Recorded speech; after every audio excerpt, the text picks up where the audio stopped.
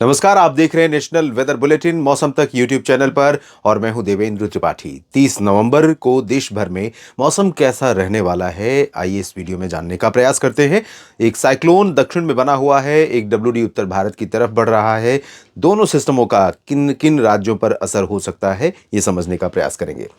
अगर सैटेलाइट तस्वीरों की स्थिति देखें, ताज़ा स्थिति जो आज 29 नवंबर की शाम 6 बजे के आसपास है, इसके अनुसार आप देख सकते हैं साइक्लोन के प्रभाव से केरल, तमिलनाडु और आंध्र प्रदेश के दक्षिणी तट तथा पुदुचेरी और कर्नाटक के तमाम इलाकों पर थंडर क्लाउड्स, जो बरसने वाले बादल होते हैं जिनमें एनर्जी होती है, वो बादल यहाँ पर बने हैं और पहुंच रहे हैं।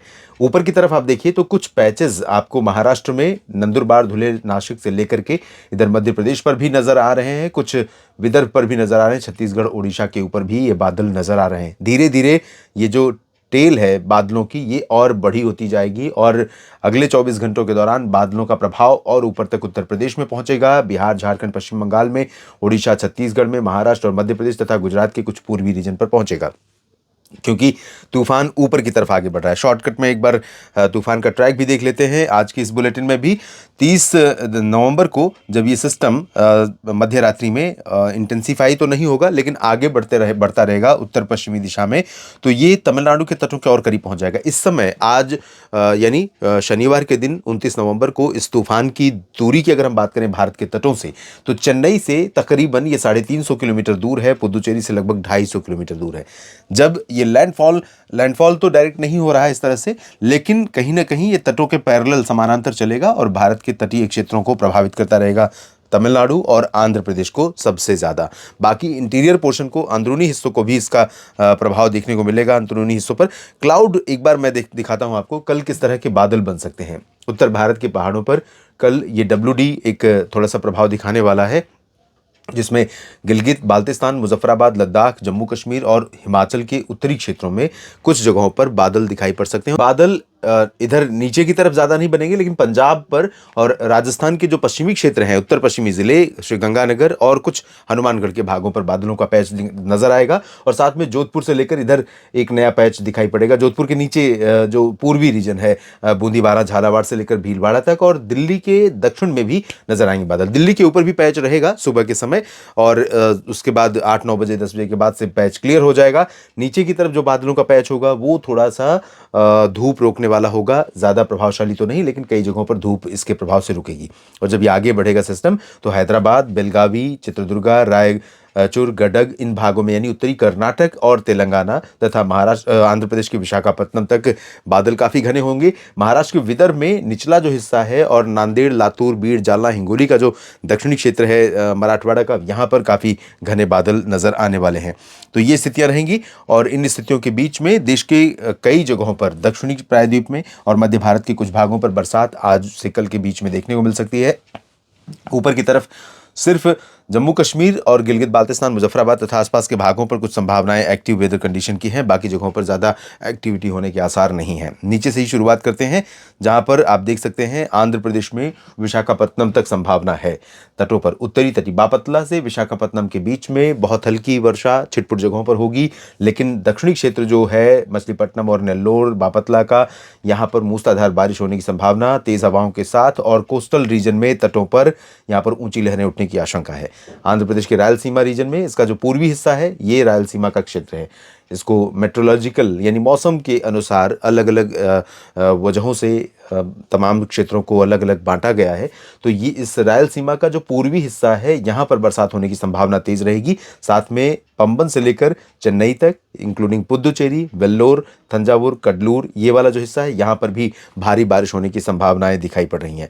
शेष तमिलनाडु में, यानी जब ये सिस्टम ऊपर जाता जाएगा तो तमिलनाडु के निचले इलाकों में सेलम, कोयम्बटूर, तिरुचिरापल्ली, कन्याकुमारी, मदुरई, इन भागों में बारिश की गतिविधियां काफ़ी रिड्यूस हो जाएंगी। और उसी तरह से कोचीन के नीचे त्रिवेंद्रम तक भी बारिश में कमी आने की संभावना केरल में है।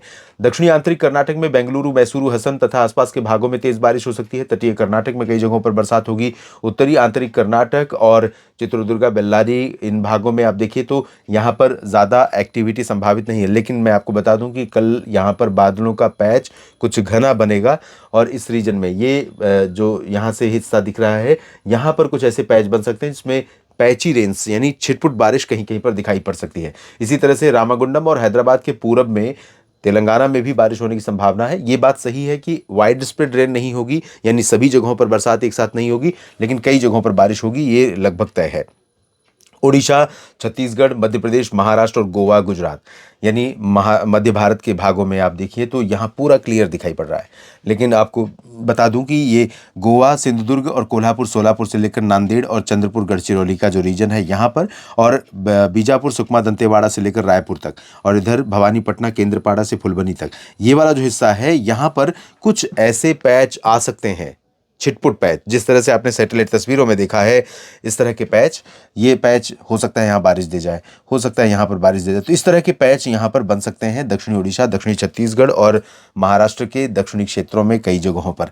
उत्तरी रीजन पर बादल जो होंगे, मध्य प्रदेश पर जो बादल होंगे, उनसे उम्मीदें तो बहुत कम है, लेकिन हो सकता है कि यहाँ पर भी कुछ समय के लिए, क्योंकि उत्तर की हवाओं का जोर भी है, नीचे की हवाओं का जोर है, जब दो दिशा की हवाएं आपस में टकराती हैं, हवाएं ऊपर उठती हैं, तो उस जगह पर पहुंचती हैं जहां पर बादल बनते हैं, फ्रीजिंग पॉइंट पर 0 डिग्री से नीचे जहां टेम्परेचर होता है, तो वहां पर बादल बन सकते हैं और कुछ पैच यहाँ पर भी हो सकता है कि बने। उज्जैन, इंदौर, भोपाल, टीकमगढ़, खजुराहो, पन्ना, रीवा, जबलपुर, उमरिया, सागर या बैतूल, तो यहाँ भी पैची शावर कहीं कहीं पर नजर आ सकती है। लेकिन उम्मीद बहुत रेयर है पूरे मध्य प्रदेश में, पूरे गुजरात में, उत्तरी महाराष्ट्र में, रायपुर से ऊपर छत्तीसगढ़ में और फुलबनी तथा आसपास के भागों के ऊपर ओडिशा में।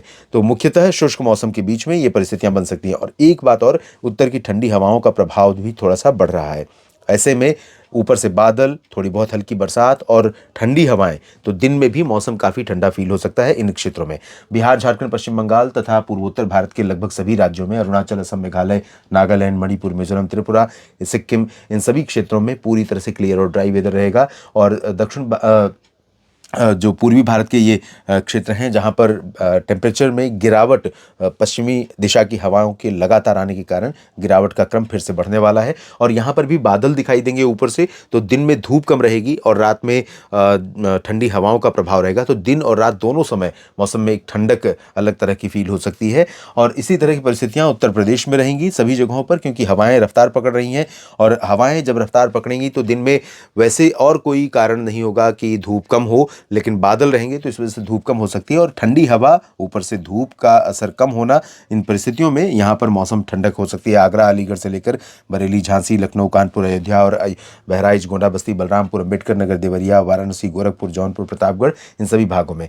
राजस्थान और पंजाब, हरियाणा, दिल्ली, चंडीगढ़ समेत उत्तर भारत के मैदानी क्षेत्रों में भी क्लियर और ड्राई वेदर रहेगा। कुछ बादल यहाँ पर पंजाब और राजस्थान पर नजर आएंगे, कुछ बादल यहाँ पर कश्मीर से हिमाचल तथा लद्दाख के ऊपर नजर आएंगे।